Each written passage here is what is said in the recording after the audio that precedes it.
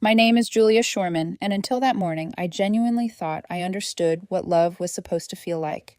I thought I was living it, breathing it wrapped in the quiet certainty that I had finally found my person. For almost a year, Sundays had been our religion, the one sacred ritual in a world that felt too loud and too fast. My bed, his warmth, the soft hum of the city outside my apartment window that was home. This Sunday began like all the best ones do, with sunlight spilling through the blinds in soft golden lines. The air was warm from our shared breath, the blankets tangled around our legs from the night before.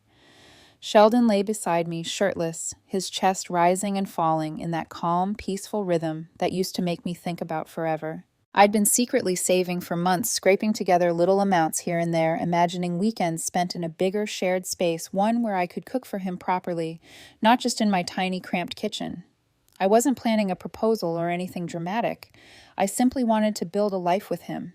Something real, something shared. But that morning, the air shifted. Sheldon wasn't curled against me like usual. He was turned slightly away, the glow of his phone reflecting off his face, illuminating the little smirk tugging at the corner of his mouth. It wasn't the smirk he gave me after I teased him. It was softer, private, intimate in a way that was meant for someone else. I nudged his shoulder gently, letting my voice stay light despite the small twist in my stomach. Hey, Sunday rules. No outside world, remember? He let out a half laugh, the distracted kind he used when he wasn't really listening. Just a second, he murmured, "This is funny." I tried to smile, but something inside me tightened. I shifted onto my side, propping myself up on one elbow. Sheldon's thumbs flew across the screen with a speed and ease I hadn't seen in months. He was smiling at his phone the same way he'd smiled at me last night when I brought him homemade tiramisu after a horrible workday. "Who's entertaining you this early?" I asked. My tone was playful. My heart was not. Did Connor finally break up with his disastrous girlfriend? Sheldon didn't laugh. Oh, no, not Connor. He didn't elaborate. That was the moment the knot in my stomach shifted into something colder. He kept typing and smiling. "Sheldon," I said softly, "who are you talking to?" He finally turned to me, but the smile lingered in the edges of his eyes. "Relax, Jules. It's just this girl from my gym. Chloe. She's hilarious." Chloe. The name tasted unfamiliar and acidic on my tongue. I blinked slowly. "A girl from your gym." "Yeah," he said, completely unbothered. "Chloe Bennett. She sent me this meme and it spiraled." Spiraled. Right there in my bed on our sacred Sunday morning. I sat up slightly, pulling the sheet around my chest. The cozy warmth of the room suddenly felt suffocating. "Sheldon, why is she texting you on a Sunday morning?" He sighed dramatically, finally lowering the phone, but keeping it in his hand like a security blanket. "Don't start," he said, rolling onto his back. "It's not a big deal. You're being a little possessive." The word hit me like a slap. "Possessive," I repeated quietly. "Sheldon, we've been together for a year. I met your parents. You left a toothbrush here. We've talked about moving in together." And he said, an eyebrow raising, "We're dating. We're having fun. But we're not exclusive." I froze. "What?" He shifted upright, drawing his knees up, creating distance like I was the one who had betrayed something. "We're not exclusive," he repeated, his voice annoyingly calm. "Not until I say so. We never had the conversation." My breath left my body in a single cold exhale. "Not until I say so." As if exclusivity, commitment, basic respect were privileges he alone granted. I searched his face for any sign of a joke, a crack, a flicker of remorse. There was none. Only certainty. "So," I whispered, "all those conversations about our future. Those were just what practice." He shrugged. "You assume things. That's not on me." The room spun slightly, then settled into awful clarity. He wasn't confused. He wasn't stumbling. He had believed this the entire time. The relationship I thought we had lived entirely in my head. I swallowed once, twice, forcing my voice steady. "Sheldon, you were texting another girl while lying in my bed." His jaw ticked. "It was just a meme." "Don't exaggerate. You're being dramatic." There it was. The pivot. The subtle manipulation I had ignored for months suddenly glaring under the morning light. Something sharp, cold, and painfully honest sliced through me, and then I went numb. Without a word, I pushed the blankets back and slipped out of bed. Sheldon scoffed. "Oh, come on. You're seriously doing this right now, Julia. Stop. This is embarrassing." But I wasn't listening. I walked to my closet, pulled my suitcase down, and laid it open on the floor. The zipper sounded like thunder in the otherwise quiet room. Sheldon froze. "What are you doing?" I didn't look at him. I opened my dresser drawer and began taking out clothes, folding them carefully, placing them inside the suitcase with silent precision. Julia, he said, a laugh, bubbling out brittle, uneasy. You're having a meltdown. This is a tantrum. Fold, place, fold, place. The rhythm grounded me. This is ridiculous, he snapped. You're leaving over this. I finally paused a t-shirt in my hands. I looked at him, really looked. Gone was the man I thought I loved. In his place sat a stranger who believed loyalty was optional unless he personally declared otherwise. There is no this, Sheldon, I said quietly. There's only the truth, and I'm done pretending I don't see it. He blinked, thrown by the calm in my voice. You don't get to decide we're done, he protested. That's not how it works. It works exactly like that, I replied, and I zipped the suitcase closed. He stood there, sheet around his waist, anger sharpening his features. Where are you even going to go? That's not your concern anymore. I grabbed my purse, my keys, and walked to the bedroom door. Julia, I didn't turn around. When the front door clicked shut behind me, it felt like the sound of a life ending and another beginning. The first 48 hours after leaving Sheldon's apartment drifted by in a gray, dreamlike haze. I checked into a long-stay business hotel near my office, the kind with beige walls, scratchy sheets, and framed photos of forests that were clearly printed from stock image websites. It didn't matter. The room had nothing in it that could remind me of him, and that absence was a relief I didn't know I needed. The silence was heavy but clean, a sharp contrast to the suffocating tension I had felt that morning in my bedroom. I sat on the edge of the unfamiliar mattress and exhaled for what felt like the first time. My phone didn't allow the silence to last. Sheldon began texting me before I had even finished unpacking. His first message claimed he wanted to talk like adults. The next several messages accused me of being dramatic. By mid-afternoon, he insisted he was still waiting at my apartment, that he wasn't leaving until I came home. Hours later, he proclaimed I was being cruel for ignoring him. Not once did he apologize. There was no acknowledgement of what he had said, what he had done, how deeply he had disrespected the relationship I thought we shared. He was angry at losing control, not sorry for hurting me. I blocked his number. That should have been the end of it. But by Monday morning, he had found ways around the block. Instagram, Facebook, even LinkedIn, a level of desperation so absurd, I almost laughed. I had never imagined Sheldon as the type of man to beg for attention on a platform meant for job recruiters and corporate updates, yet there he was sending me messages disguised as connection requests. I blocked every account one by one, sweeping the last remnants of him out of my digital life like clearing glass shards from a kitchen floor. Still, the emotional exhaustion lingered. That night, I sat on the stiff hotel mattress with my knees pulled to my chest and cried, not over losing him, but over how foolish I felt. I cried for the version of myself who had believed him, trusted him, built a future around him. The tears weren't loud or dramatic. They came in short, controlled bursts that burned hot, then faded quickly. By the time I fell asleep, the worst of it had already drained out of my system. The next morning, I felt strangely lighter, as if the sadness had carved out space inside me, making room for clarity. I showered, put on mascara, and went to work. No one noticed anything different except Sarah, a coworker, who lingered longer than usual by my desk. She asked if I was okay. I said yes. She didn't believe me, but she didn't push, and that was exactly what I needed. 2 nights later, I met my friend Michael Ross at a bar near my office. He took one look at me as I walked in and whistled. You look like you've been hit by a train, he said, sliding a beer toward me. I took a long sip and told him the bare minimum Sheldon texting another girl in my bed, insisting we weren't exclusive unless he decided, so then acting offended when I refused to tolerate it. Michael shook his head and muttered something under his breath that would have gotten him kicked out of a church. Then he told me something I didn't expect. Julia. Chloe wasn't new, he said with that careful tone people use when delivering information they know will hurt. They've been talking for a while, at least a month, maybe more. My grip tightened on the glass. You're sure? Positive, he replied. A few people from the gym saw them getting flirty after class. Nothing physical, as far as anyone knows, but definitely not just friendly. It shouldn't have surprised me, yet somehow it still felt like a slap. A final confirmation that the relationship I thought I was in had been dissolving long before I realized it. I sat there for a moment, letting the truth settle like cold water around my ribs. Then I nodded. Thank you for telling me. Michael reached for his phone. Oh, and you'll appreciate this. Karma has already done its job.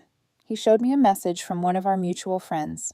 Apparently, Sheldon and Chloe had lasted only 2 weeks. The moment I was no longer part of Sheldon's chase, Chloe lost interest. She dumped him with complaints that he was needy and strangely intense, a complete reversal of the aloof confidence he had always projected with me. A hollow, humorless chuckle slipped out of me. Poetic, I said quietly, but I didn't feel vindicated, not even satisfied. The whole thing felt predictable, like watching the final scenes of a movie where the villain inevitably trips on the same trap he set for someone else. There was no triumph, only confirmation of what I already knew: they had been perfect for each other in the worst possible way. After that night, something inside me shifted for good.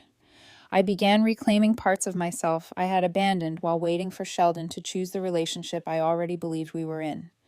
I went to the gym after work instead of rushing home to be available for him. I joined coworkers for dinner instead of declining, because Sheldon might want to hang out later. I bought fresh fruit, cooked proper meals, read books in bed, and let silence fill the room in a way that felt comforting rather than lonely. It was startling how quickly my world expanded once his presence was erased from it. Then, 3 weeks after I left, he managed to slip through one final crack: an unfiltered email to my work address. Julia, please, I know you hate me, but I made a mistake. A huge one. You were right about her. She used me. I'm sorry. Please call me. I stared at the message for a few seconds. There it was, the apology he had stubbornly refused to give. Not out of remorse, but out of desperation. He was sorry for the consequences, not for the lies, the disrespect, or the cruelty disguised as logic and rules. I deleted the email, blocked the domain, and felt absolutely nothing. 3 days later, Michael sent a group text to several of us Jake's party on Saturday. Everyone better show up. A month ago, I would have invented an excuse to avoid the awkwardness of seeing Sheldon, the pitying looks from friends, the emotional spiral I knew I'd fall into. But now the idea didn't scare me. The thought of him no longer rattled my peace. When Saturday night came, I dressed simply: a black top, high-waisted jeans, a touch of gloss. I looked at myself in the mirror and saw a woman who had walked through fire and come out steady and unshaken. I didn't go to the party to prove anything. I went because I wanted to, because I finally could. The party was already lively when I arrived. Warm lights spilling over crowded rooms filled with music, laughter, and familiar faces. I dropped the six-pack I'd brought into the cooler and waved as Michael spotted me from across the room. But before I could reach him, I felt a subtle shift in the air behind me, the unmistakable awareness of someone staring. I didn't have to turn around to know who it was. Sheldon had seen me walk in, and for the first time in a very long time, I felt completely ready for whatever came next. As soon as I sensed Sheldon behind me at Jake's party, my body reacted before my mind did. A faint tightening in my spine, a subtle rise in my chest. That instinctive awareness that appears when someone significant enters your orbit.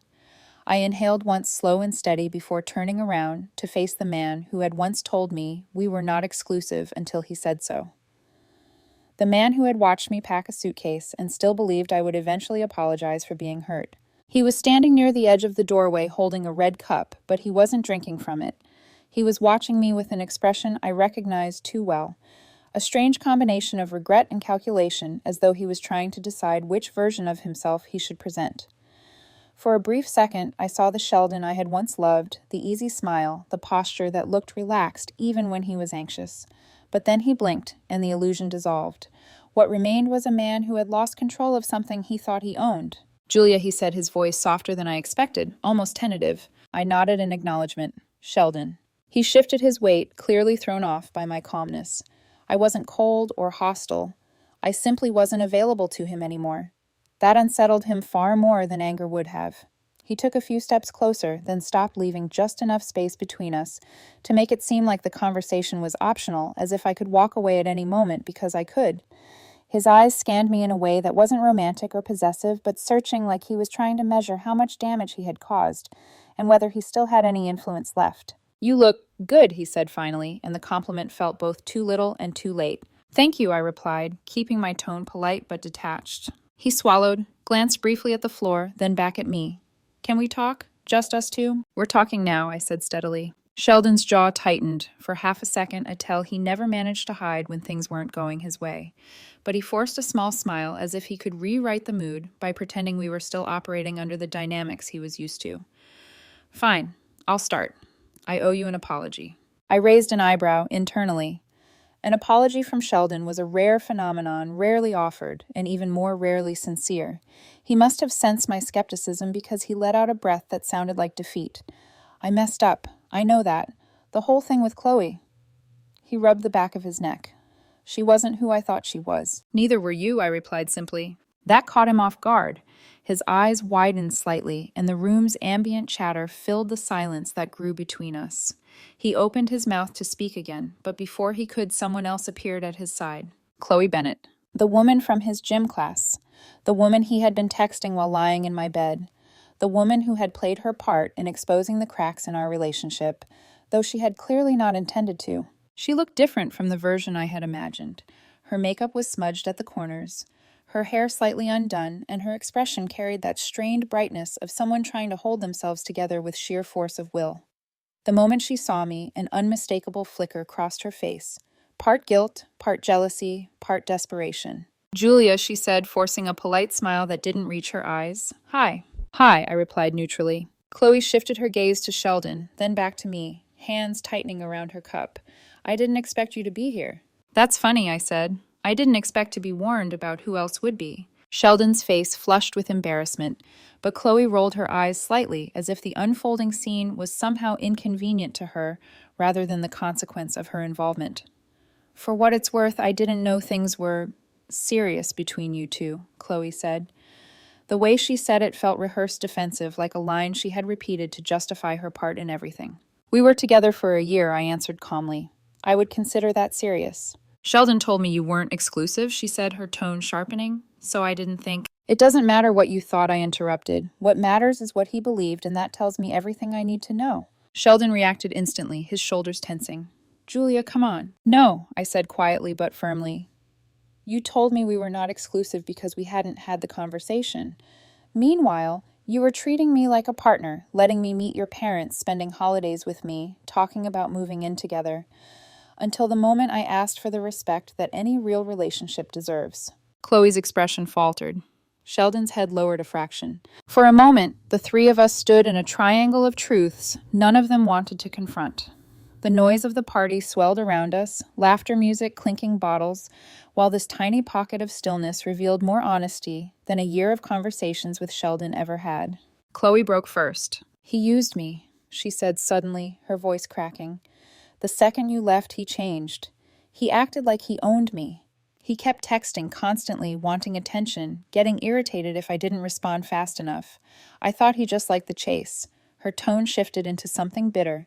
Turns out that's exactly what he liked. Sheldon flinched, mortified. Chloe, stop. You can't blame me for not wanting to be with someone like that, she snapped. I said, my tone steady. But don't mistake this for a shared tragedy. You and I are not on the same side. We were both deceived, yes, but not in the same way. I looked directly at Sheldon. You didn't just cheat or flirt. You built two separate realities and fed each of us a version of you that suited your ego. He opened his mouth, but I kept going. And the most revealing part, when everything collapsed, neither of you apologized to the person you hurt most. You apologized when the consequences affected you. The words hit harder than I expected. Sheldon's face stiffened. Chloe looked away. The room's noise faded into a dull hum, while the truth settled like dust over all three of us. I'm not angry anymore, I said, my voice softening, not from affection, but from closure. I'm not here to shame you. I'm not here to fix anything. I'm here because I was invited to a party and because I wanted to live my life without avoiding places out of fear of running into you. Sheldon stared at me, eyes flickering, with a mix of pain and disbelief. So, what now?